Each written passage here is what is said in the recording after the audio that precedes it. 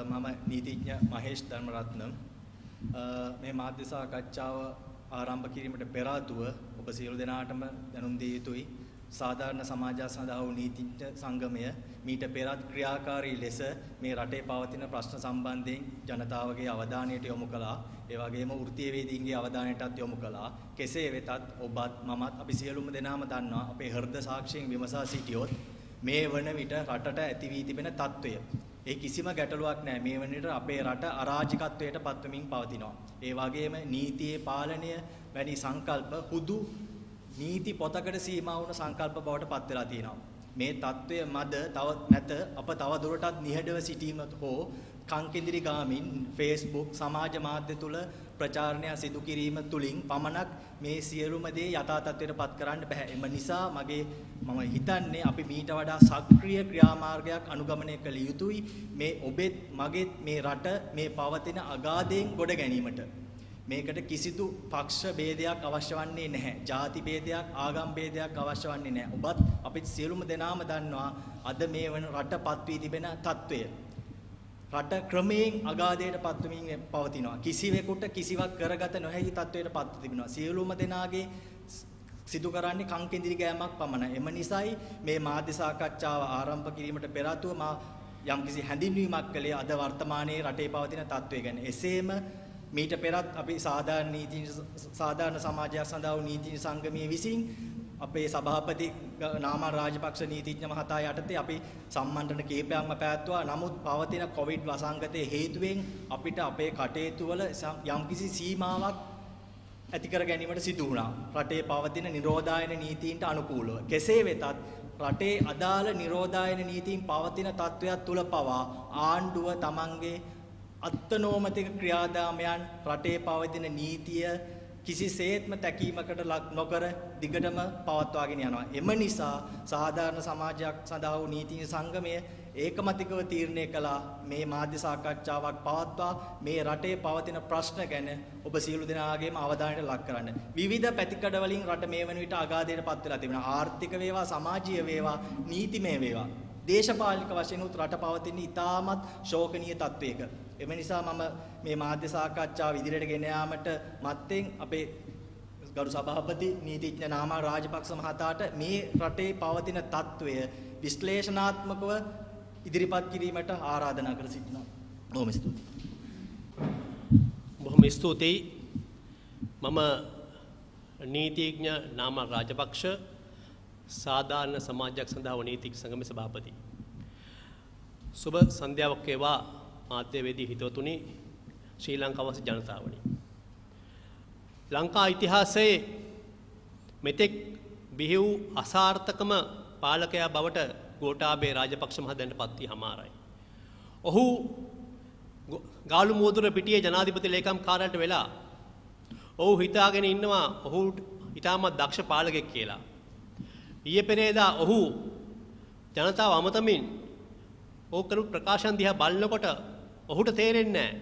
ඔහුට ඒ තේරුම් ගැනීමට පවා තමන්ට යම් කිසි දෙයක් හැකියාවක් නැහැ. තමන්ට බැහැ කියලා දෙයක් තේරුම් ගන්න බැරිකම තරම් අසමත්කමක් තවත් නැහැ. ඔහු හිතන් ඉන්නේ තමන් තාමත් ඊටමත් දක්ෂ, ඊටමත්ම ක්‍රියාශීලී රට ඉදිරියට ගෙන යා හැකි ජනාධිපතිවරයෙක් කියලා. නමුත් ලංකා ඉතිහාසයේ මෙතෙක් බිහි වූ ලංකාව ආර්ථික, සමාජීය, දේශපාලන හැම අතින්ම ජාත්‍යන්තර වශයෙන් ඒ වගේම ලංකාව ඇතුලේ මේ කලාපයේ සම්පූර්ණ අසාර්ථකකට පත්වෙච්ච එකම පාලකයා ගෝඨාභය රාජපක්ෂ මහත්මයා. ඉතින් මේ ඔහු ඒ වගේම ඔහුගේ පාලන ක්‍රමය අසාර්ථක වුණොත් ඔහු දිගින් දිගටම හිතුවක්කාරී අන්තිමට පාලනය කරන්න උත්සාහ කරනවා. ඒ කියන්නේ ප්‍රජාතන්ත්‍රවාදී ආයතන ගැන මේ කිසිදු තැකීමක් නොකර ලංකාවේ රාජ්‍ය යාන්ත්‍රණය ක්‍රියාත්මක විය යුතු ආයතනයක කිසිම සැකීමක් නොකර හිතුවක්කාර ආකාරයට ජනාධිපති ලේකම් කාර්යාලයට වෙලා තමන්ගේ ගජමිතුරන් කීප දෙනෙක් එක්ක රට පාලනය කරන්න උත්සාහ කරනවා. ඒකත් එක්ක රටේ ගම් දනව් ප්‍රත්‍යන්ත හැමතැනම අසාර්ථක වෙලා තියෙනවා. මේ ජනතාවට පෝර නැති වෙලා තියෙනවා. ජනතාවට එදා වෙලා ගත කිරීම හැකියාව නැති වෙලා තියෙනවා. රටේ ආර්ථිකය රෙන තත්ත්වයට පත් වෙලා තියෙනවා. ඒ වගේම එන්නත්කරණය පවා කියන්නේ ලෝකයේ හොඳම එන්නත්කරණය බවට පත් වෙච්ච රටක් විශේෂයෙන්ම ලංකාව පෞල් සෞඛ්‍ය සේවිකාවන් ගම් දනව් නියම් ගම් විශේෂයෙන් අපි දන්නවා ලෝකේ සම්භාවනට පාත්‍ර වූ එන්නත් කරන තිබිච්ච රටක එන්නත් කරන්නේ ලෝකේ විහිළුවක් බවට පත් වෙලා එන්නතක් ගහගන්න බැරි රටක් බවට පත් කරපු තත්ත්වය ගෝඨාභය රාජපක්ෂ මහත්තයා පාලනය ආවා. ඒ වගේම මේ දුප්පත් ජනතාවට ආධාර හරියට බෙදන්න බැරි තත්ත්වයක් පවතුණා. එන්නතක් ගහගන්න පොදු ජන පෙරමුණේ පාර්ලිමේන්තු මන්ත්‍රීවරයෙක් ඒක පොදු ජන පෙරමුණේ ප්‍රාදේශ සභා මන්ත්‍රීවරයෙක් නගර සභා මන්ත්‍රී චිට් එකක් දෙන මට්ටමටපත් වුණා. ඒ වගේම බස්නාහිර පළාතේ සමහරක් VIPස්ලා ඒ කියන්නේ ආණ්ඩුවේ හිතවතුන් නොඑක් තමන්ගේ හිතවතුන් ගාල්ලට ගිහිල්ලා වැක්සින් ගහගෙන ඉන්න තත්ත්වයට රටපත් වෙලා තියෙනවා. ඒ වෙන්නත් කරන්නේ සම්පූර්ණ විහිළුවක් බවට පත් වෙලා සම්පූර්ණයෙන්ම රට පාලනයක් නැති මට්ටමටපත් වෙලා තිබුණත් ගෝඨාභය රාජපක්ෂ මහත්තයාට තේරෙන්නේ නැහැ මේ රට අසාර්ථක වෙලා තියෙනවා මේ වැටට දුවන්නේ නැහැ කියලා. ඔහු කියනවා තාමත් හොඳට යනවා මේ රට ඔහුගේ මිනිසු දුන්න බලාපොරොත්තු ඉෂ්ට කරනවා කියලා. ඔහු මොනවා ඉෂ්ට බලා කරන්න හදානවා කියන මට නම් තේරෙන්නේ නැහැ. ඒක නිසා අපි තීරණය කළා මොකද හේතුව ආණ්ඩුව කොවිඩ් තත්ත්වය උපයෝග කරගෙන මාධ්‍යවේදීන් සිවිල් ක්‍රියාකාරිකයන් ඒ වගේම දේශපාලන ක්‍රියාකාරිකයන් මර්ධනය කරමින් ඔවුන්ගේ අසමත්කම සමාජ මාධ්‍ය හරහා එළිදරව් වෙනවට විරුද්ධව දිගින් දිගටම ක්‍රියා කරමින් පවතිනවා. ඒ නිසා අපි තීරණය කළ නිශ්ශබ්දතාවය අහිමි කරලා මොකද හේතුව ආණ්ඩුව නිරෝධායන නීති උල්ලංඝනය කරමින් සියලු තේමා රැස්වීම් පවත්වනවා. Tamanගේ දේශපාලන ව්‍යාපෘති ක්‍රියාත්මක කරනවා. හැබැයි ආණ්ඩුවට විරුද්ධව යම්කිසි ක්‍රියාකාරකමක් කරන උත්සාහ කළොත් නිරෝධායන නීති උල්ලංඝනය නොකර නිරෝධායන නීතිවල අනුගත වෙමින් ක්‍රියා කරන උත්සාහ කරන ආණ්ඩුව උත්සාහ කරනවා ඒව තහනම් කළා නිරෝධායන නීතිය යටතේ යම් පියවර ගන්න. හොඳම උදාහරණය තමයි සෙන්සුරාදා දිනේ බන්ධනාගාරයේ ඉදිරියේදී පැවැත්විච්ච බන්ධනාගාර රැඳවියන්ට සිදුවෙන පීඩාවන් සම්බන්ධ උද්ඝෝෂණය. ඒ උද්ඝෝෂණයේ පවතින අතරතුර ආණ්ඩුව පොලිසිය අධිකරණයට ගිහින් තහනම් නියෝගයක් අරගෙන ආවා. නමුත් ඒ උද්ඝෝෂණය පැවැත්ුණා. ඒ වගේම හැම තැනම රටේ ආණ්ඩුව මේ වගේ මර්ධනයක් ක්‍රියාත්මක කරන්න යනවා. අපි හැමදාම මේ ආණ්ඩුවට දොස් කියනවා. දැන් මේ ආණ්ඩුවට දැන් මේක කරගෙන යන්නට බෑ. මේක සම්පූර්ණ අසාර්ථක බවටපත් වෙලා තියෙනවා. ඒක නිසා අපි ඉල්ලීම් කරනවා නැවතත් ප්‍රජාතන්ත්‍රවාදී පාලන ක්‍රමයකට එන්න නැතුව මේ රට ගොඩ ගන්න බෑ. ගෝඨාභය මහත්තයෝ එයා තව අවුරුදු 2ක් 3ක් 4ක් ගියාම මේ රට සම්පූර්ණ විනාශ කළා. විශාලා මහනුවර බඩපත් කරන්න නැතුව බොහොම ගෞරවයෙන් ඉල්ලා සිටිනවා. ඔයාට අවුරුදු 4ක් අවුරුදු 5ක් බලය දුන්නත් ඔයා මේ වගේ හිතුවක්කාර විදියට රට පාලනය කරගෙන ගියොත් මේ අවුරුදු 5 ඉවරනකොට රටට මොනවා වෙලා තියෙද්ද දන්නේ නැහැ. මොකද රට ජාත්‍යන්තර වශයෙන් අසාර්ථක වෙලා අපිට කාගෙන්වත් උදව් ඉල්ලන්න බැරි තත්ත්වයකටපත් වෙලා අපි සම්පූර්ණ චීනී යටසිතිර බාටපත් වෙලා චීනුන්ට ඕන හැටියට හැමදේම ලංකාව ග්‍රහණයටපත් කරමින් පවතින අවස්ථාවක විශේෂයෙන්ම මානව හිමිකම් ගරු කරන ලෝකයේ අපිත් එක්ක කාලයක් තිස්සේ සුහදව හිටපු අපිට උදව් කරපු අපිත් එක්ක අපිට GC+ ලබා දුන්න යුරෝපීය සංගමය අපිට වැඩිම ආධාර කර දෙන ජපානය අපිත් එක්ක අපේ ළඟම හිතවතා වෙන අපේ ලොකු අය වන ඉන්දියාව ඒ වගේම ලෝකෙ දියුණු මානව හිමිකම් අගයන ඒ වගේම අපිට කාලාන්තරයක් තිස්සේ අපිත් එක්ක ගනුදෙනු කරන රටවල් ඔක්කොම අපිත් එක්ක තරහ වෙලා තියෙනවා. ඒ තරහ වෙලා තියෙන්නේ චීනෙත් එක්ක මේ යන ගමන හින්දා. හැබැයි චීනෙත් එක්ක මේ ගමන යන රාජපක්ෂ වෙලා තින්නේ ඇයි? මොකද ඒගොල්ලෝ පහුගිය කාලේ 2005 ඉඳන් 2015 වෙනකම් චීනෙත් එක්ක ගනුදෙනු කළා. චීනෙන් අතිවිශාල ණය අරගෙන විශේෂයෙන්ම ප්‍රමුඛතාවයට මුල්තැන නොදී තමන්ගේ නම ගහගන්න හම්බන්තොට වරාය මහින්ද රාජපක්ෂ වරාය බඩපත් කරන්න මත්තල ගුවන්තොටුපළ මහින්ද රාජපක්ෂ ගුවන්තොටුපළ බඩපත් කරන්න හම්බන්තොට සූර්යා ක්‍රීඩාංගණයේ මහින්ද රාජපක්ෂ ක්‍රීඩාංගණය බඩපත් කරන්න ඒ වගේ මහින්ද රාජපක්ෂ නම ගහගන්න චීනු දැනගත්තා මේ හොඳම පාලකටියක් මේ ඉන්නේ ඒ පාලකයන්ට අපි අන්දලා මේ පාලකයන්ව රවට්ටලා අපි අතිවිශාල ණයක් දීලා අතිවිශාල පොලියක් දීලා අනවශ්‍ය සංවර්ධන ව්‍යාපෘති මේ රටට දැම්මොත් කවදා හරි දවසක මේ පාලකයන් මාර්ගෙන් ලංකාව අත්පත් කරන හැකියාවක් තියෙනවා කියලා. දැන් අපිට පේනවා ලංකාව හැමතැනම චීනයේ පාලනය. හොඳම උදාහරණය තමයි තිස්ස වැවේ. තිස්ස වැව මොකද හේතුව ලෝකේ වැව් තියෙන ලංකාව විතරයි. චීනේ කොහෙවත් වැව් නැහැ. ඒතර චීනුන්ට වැව් ප්‍රතිසංස්කරණය කරන්නවත් චීනුන්ට වැව් හදන්නවත් චීනුන්ට වැව් අලුත් වැඩියා කරන්නවත් තේරුමක් නැහැ. ඒ වගේම වැව් අලුත් වැඩියා කරන එක ඇවිල්ලා ශිල්පේ දන්නේ තාක්ෂණයද ලංකාවේ ජනතාව විතරයි. මොකද හේතුව වැවක රොම්බඩ ඉවත් කිරීම ඉතාමත්ම සූක්ෂම කළ යුතු ශිල්පයක්. ඒක චීනයට දන්නේ නැහැ. දැන් චීනය මොකද්ද තිස්ස වැව කරන්නේ? වාරිමාර්ග දෙපාර්තමේන්තුව තිබියදී වාරිමාර්ග දෙපාර්තමේන්තුවේ වැව් අලුත් වැඩියා කරන්න උපකරණ තිබියදී වාරිමාර්ග දෙපාර්තමේන්තුව දන්නේත් නැහැ.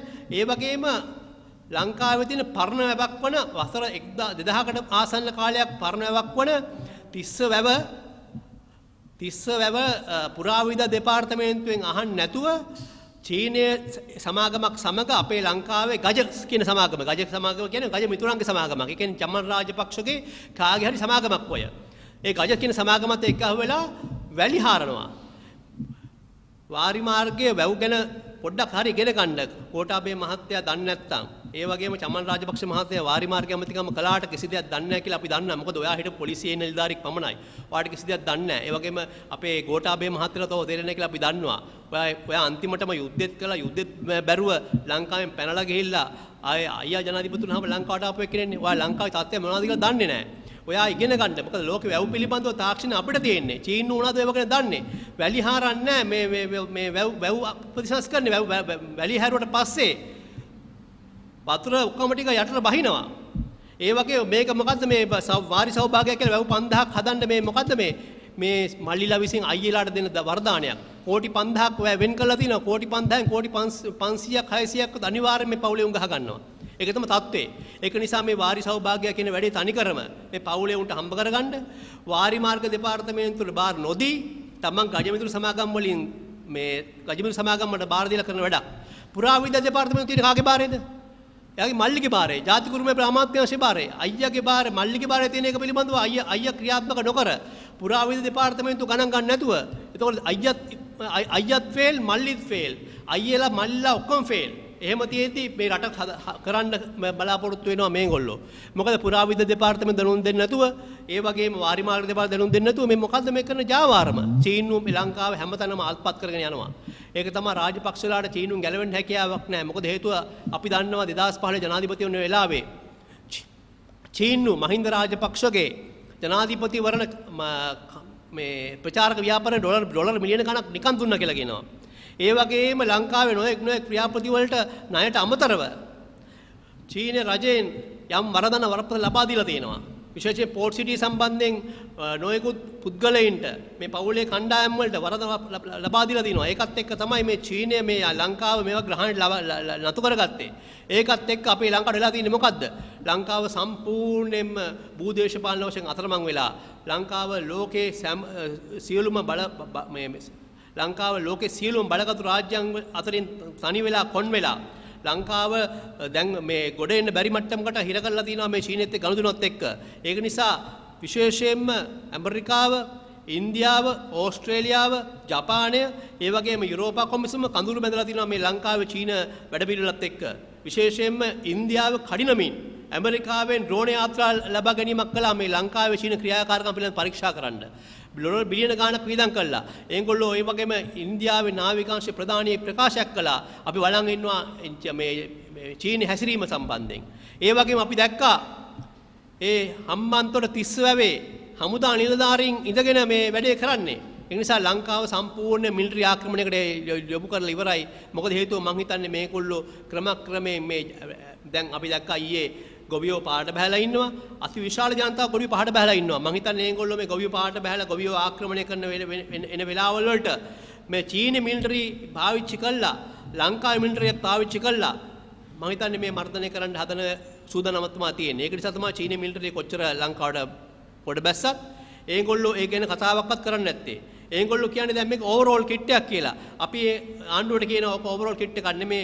ඒක පැහැදිලිවම පේනවා චීනි හමුදා ඇඳුමක් කියලා. ඒක නිසා අපි ඉතාමත් ගෞරවයෙන් ඉල්ලා සිටිනවා. ඔයාලට ප්‍රජාතන්ත්‍රවාදය තහවුරු කරන්න ලංකාවද ගොඩ ගන්න තියෙන එකම ක්‍රමය තමයි ප්‍රජාතන්ත්‍රවාදය තහවුරු කිරීමට. දැන් හොඳම උදාහරණය තමයි දැන් කොවිඩ් මර්ධනය කරන්නේ ආණ්ඩුවේ කැබිනට් මණ්ඩලයවත් පාර්ලිමේන්තුව මගින් ස්ථාපිත කරන ලද කොවිඩ් වලට හදපු ව්‍යසන කළමනාකරණ පනතයට හදපු ආයතනයක් නෙමෙයි. ඒක ජනාධිපතිතුමා ගාව තියෙන ජනාධිපතිතුමා ගජමිතුරන් කණ්ඩායමක් ඉන්න කොවිඩ් සාධක බලකාය. ඒ වගේම දුප්පත්කම දුරන් කරන්න අමාත්‍යාංශ තියෙන අමාත්‍යාංශ එකක්වත් භාවිතා කරන්නේ නැහැ. පාර්ලිමේන්තුව භාවිතා කරන්නේත් නැහැ. ජනාධිපතිතුමාගේ යටතේ තියෙන බලකායකින් තමන්ගේ මල්ලිලා දාලා හදාගත්ත බලකායකින්. ඒක ඉන්නේ තමන්ගේ හිත මිතුරන් ඔක්කොම ඉන්නේ. ඒ වගේම පුරාවිද්‍යාව සම්බන්ධයෙන් කටයුතු කරනත් ඒ බලකාය. ලංකාවේ සියලුම අමාත්‍යාංශ වල විශේෂපතයන් සම්බන්ධයෙන් ආවරණ බලකායන කීපයක් හදාගෙන ජනාධිපතිතුමා එතන ඉඳගෙන ඒව ඔඩිට් වෙන්නෙත් නැහැ. ඒව ගැන පරීක්ෂණ කරන්නත් බෑ. ඒව ගැන වීදගෙන සල්ලි ගැන කතා කරන්නත් බෑ. ඒක නිසා ජනාධිපති ලේකම් කාර්යාලය හදාගෙන මේක මේ යම්කිසි ඒකාධිකාරී රාජ්‍ය පවත්වන්න යනවා. පාර්ලිමේන්තුවට මේ ගැන දැනුම් දීමක් කරන්නෙත් නැහැ. කැබිනට් මණ්ඩලේ කවුරුත් දන්නෙත් නැහැ. ඒක නිසා අපි ඊටමත් ගෞරවයෙන් ඉල්ලා සිටින රට නැවත යහපත් තත්ත්වයට පත් කරන්න නම් ප්‍රජාතන්ත්‍රවාදය නැවත ශක්තිමත් කළ යුතුයි. ප්‍රජාතන්ත්‍රය නැවත ශක්තිමත් කරන්න ඕනේ කියලා කියන්නේ ප්‍රජාතන්ත්‍රවාදී මිල අධිකයි. නමුත් ප්‍රජාතන්ත්‍රවාදී ආකාරයට මේ වගේ පිස්සු හැදෙන ජනාධිපතිවරයෙකුට Tamanට ඕන පිස්සුවක් කෙලින්න බැරි ආකාරයට පාර්ලිමේන්තුව ශක්තිමත් කළ යුතුයි. ඒක තමයි ඇන්නම් පෙරේරා ජේ.ආර් ගෙන් ඇහුවේ ඩිකි ඔයා මේ කළත් පස්සේ කාලයක මිනිහෙකුට මේක කරගෙන යන්න පුළුවන්ද කියලා. බැරි වෙලා ජනාධිපතිවරයාට පිස්සු හැදුනොත් අපිට කරන්න දෙයක් නැහැ. ජනාධිපතිවරයා මොන පිස්සුවක් කෙලියත් අපිට 78 ආණ්ඩුක්‍රම ව්‍යවස්ථාවේ මේ ජනාධිපතිවරයා මර්ධනය කරන්න ක්‍රමයක් දාලා නැහැ. එකම ක්‍රමයයි තියෙන්නේ දෝෂාභියෝගයක්. මේ දෝෂාභියෝගය කියන එක කවදාකවත් ප්‍රායෝගික ක්‍රියා කරන්න පුළුවන් දෙයක් නෙමෙයි. කන කැස්බෑව වියසතුරෙන් අහස දැක්කත් දෝෂාභියෝගය සාර්ථක කළ ලංකා ජනාධිපතිවරයෙක් පන්නන්න හැකියාවක් නැහැ.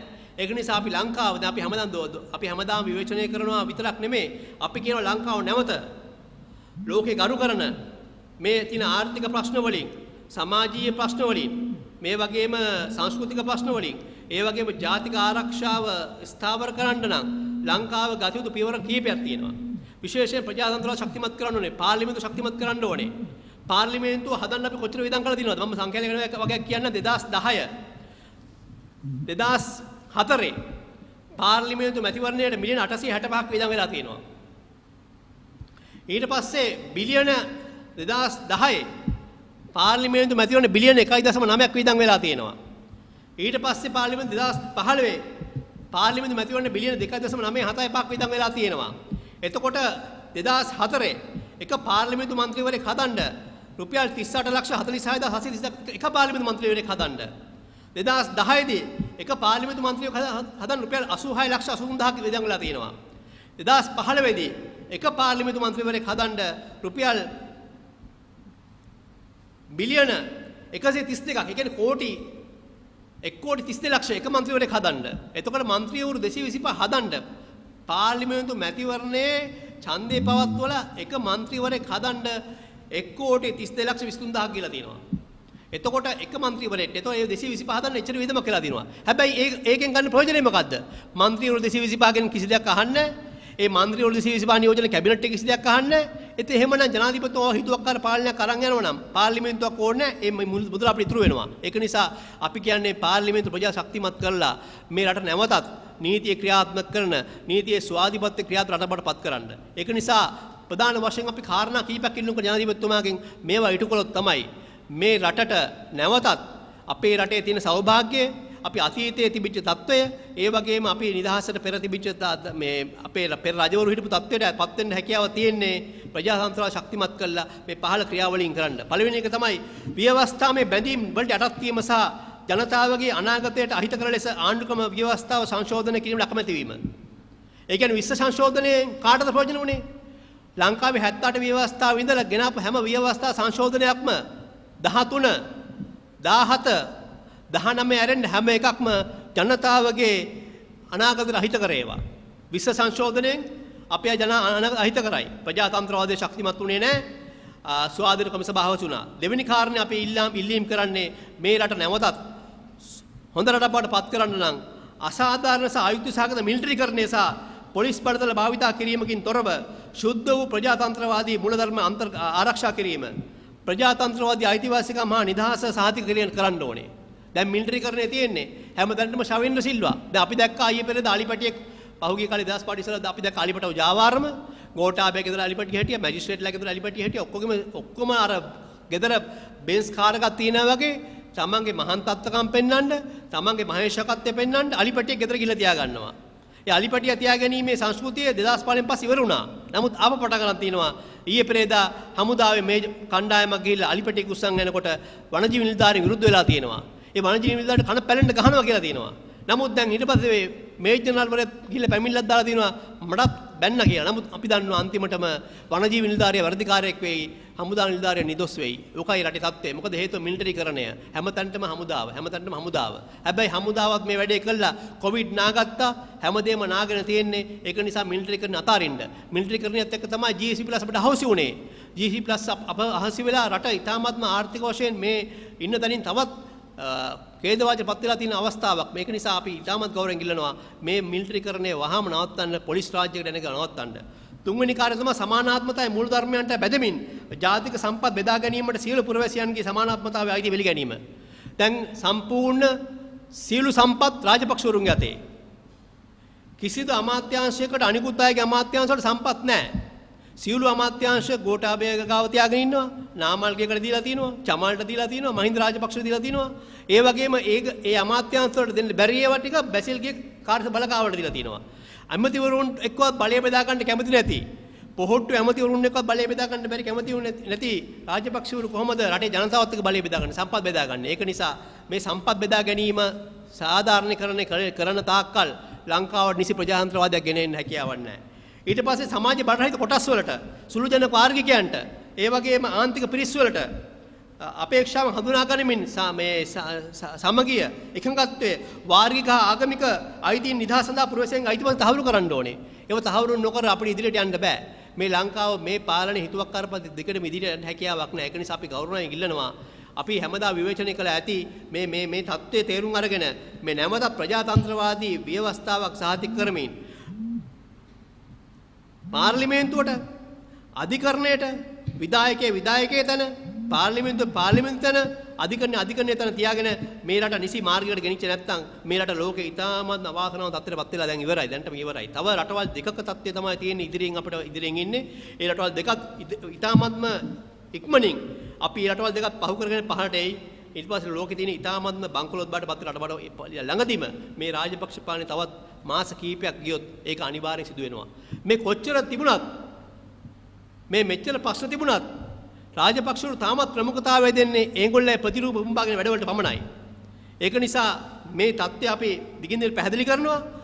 ඒ වගේම කොවිඩ් භාවිතා කරමින් අපේ හඬ මර්ධනය කරන උත්සාහයන් අපි ඒ උත්සාහයන්ට ප්‍රතිරෝධය දක්වමින් අපි ඒ උත්සාහයන් පිටු දකිමින් කෙසේ හෝ මේ රජයේ ප්‍රජාතන්ත්‍ර විරෝධී වැඩපිළිවෙලට විරුද්ධව අපි ක්‍රියා කළ යුතුයි.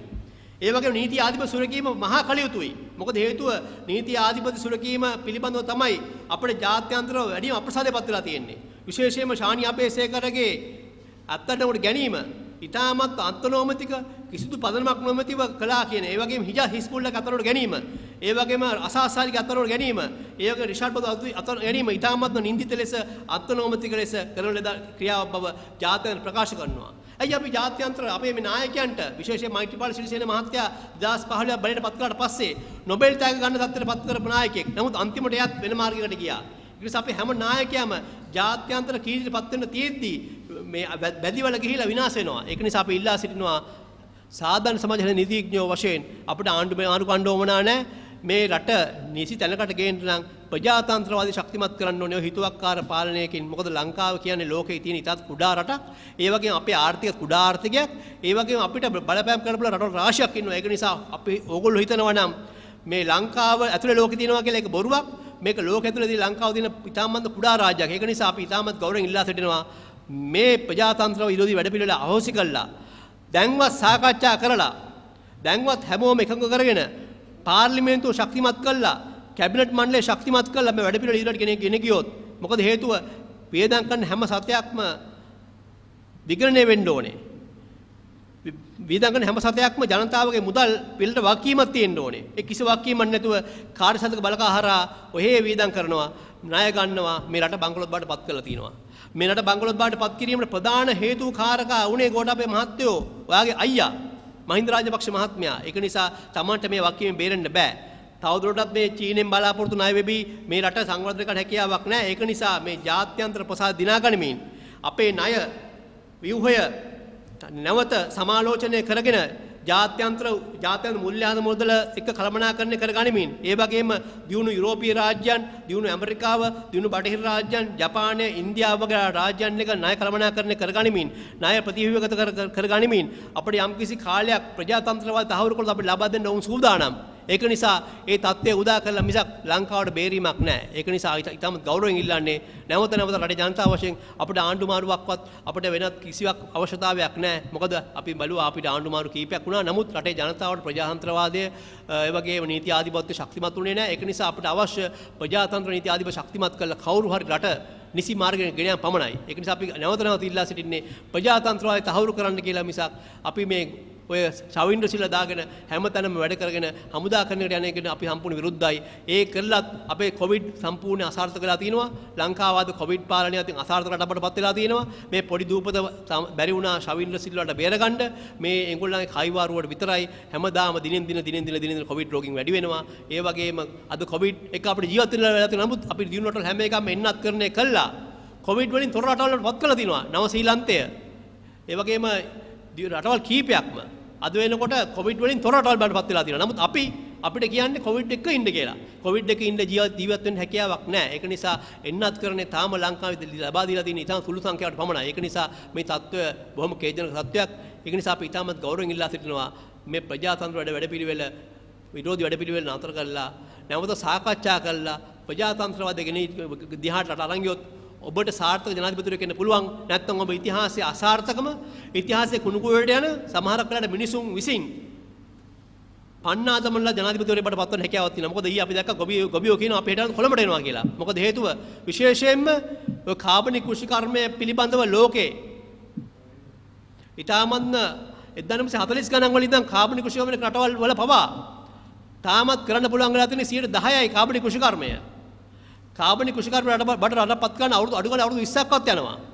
මේ රතන හාමුදුරුවරුන්ගේ එකපාරක් මෛත්‍රීපාල සිරිසේන අමාවරු දැම්මා වසවිස නැති ගොවිතැනක් කියලා. දැන් ආපහු කේවට්ටෝ ටික වට කරගෙන සම්පූර්ණයෙන්ම ගොවිතැන විනාශ කරලා තිනවා. ඒක නිසා අපි ඉල්ලීම් කරනවා මේ වගේ ගොන් වැඩ කරන්නේ නැතුව හැමෝම කියන දේ අහලා ප්‍රජාතන්ත්‍රවාදී පාලනයක් කරන් ගිහලා හැමොත් එක්කම සාකච්ඡා කරලා මේ රට නිසීමකට ගෙනියන්න කියලා බොහොම ස්තුතියි.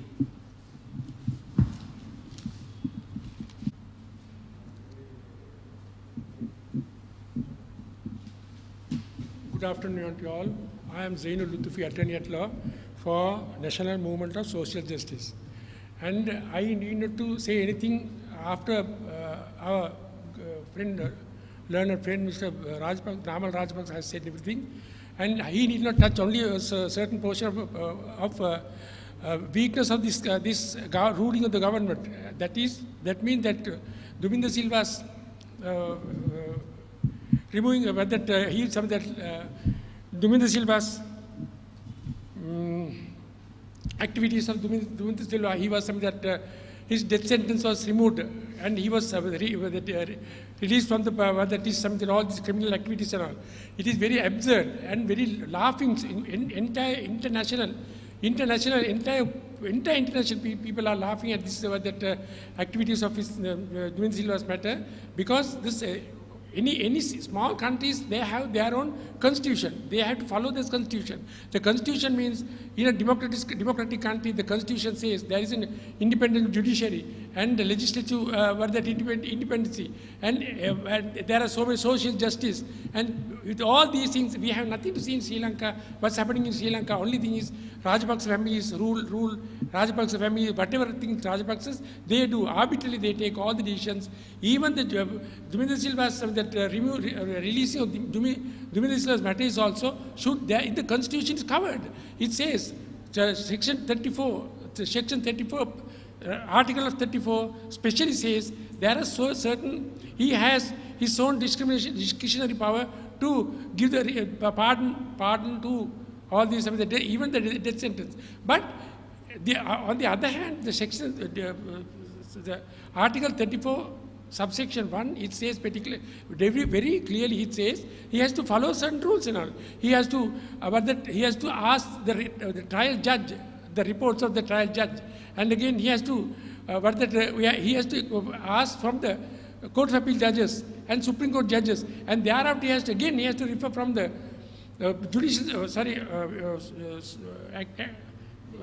Attorney General Department, and thereafter only he has to take all these decisions, and thereafter he has to again there are certain more and to see that whether in pardon can be given and all, because death sentence is always, it doesn't go normal. There are people who is deserving for the pardon and all. There are people, as the law, the golden rule of law says, not even a single. The golden rule, it says that not even a single innocent person should be punished, although if it is something that 100 criminal was relief and going like that and all. So therefore, I don't want to make my speech bigger, because everybody knows what's happening in the country. The country situation is getting very badly deteriorated because the Chinese involvement is not a good sign to Sri Lanka, because we know the world, the other places, what's happening in the other places, especially in the African countries, they are becoming their own local people becoming a slave to the Chinese peoples, their own the assets of the country's assets, like in Sri Lanka, as my friend said, that what happened to they are benefiting our own assets, taking all these our own assets, using our own people and our own everything. It's like that, and also what happens is lastly we will become whether virtual slaves to the Chinese and all. Therefore, we urge these people, rulers, please that consider about this poor people situation of Sri Lanka. Even in the COVID situation, there are people, so many people I know very well, they do without eating, without having their even two other times of the meals, even they are struggle to find this one, that food and all. So therefore, please find something for whether good for this